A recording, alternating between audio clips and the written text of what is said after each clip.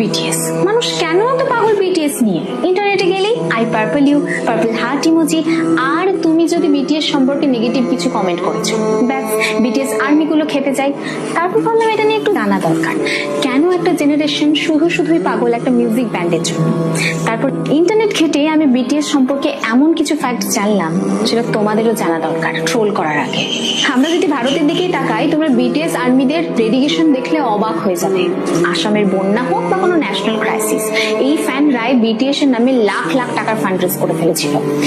কেউ আবার বিটিএস মেম্বারদের নামে নক্ষত্র কিনছে, কেউ আবার বিটিএস মেম্বারের জন্মদিনে মুম্বাইয়ে কোটি কোটি টাকা খরচা করে বিলবোর্ড দিচ্ছে।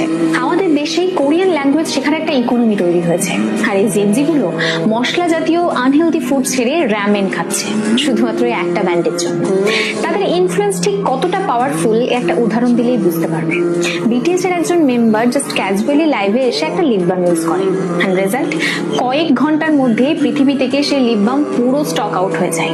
তারা যে সমস্ত জায়গায় তাদের মিউজিক ভিডিওগুলো শুট করে, সেই সমস্ত জায়গায় প্রায় লাখ লাখ টুরিস্ট ঘুরতে আসে শুধুমাত্র সেই জায়গাটা দেখার জন্য। একেই বলে গ্লোবাল সফট পাওয়ার। অনেকে হয়তো এটাকে পাগলামি বলবে, কিন্তু কখনো ভেবে দেখেছো যেখানে পপ মিউজিক মানেই ছিল গ্ল্যামার, সেখানে বিটিএস কথা বলে সেলফ লাভ এবং মেন্টাল হেলথ নিয়ে। একটা দেউলিয়া প্রায় কোম্পানি থেকে উঠে এসে হোয়াইট হাউসে স্পিচ দেওয়া, এই স্ট্রাগলটাই জেনজিকে মোটিভেট করে।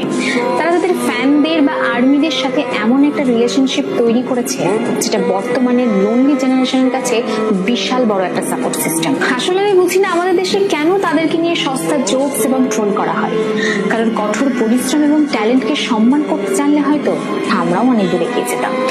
And lastly, I'm not a BTS fan and I don't enjoy Korean music much, but এটা অস্বীকার করার কোনো জায়গায় নেই।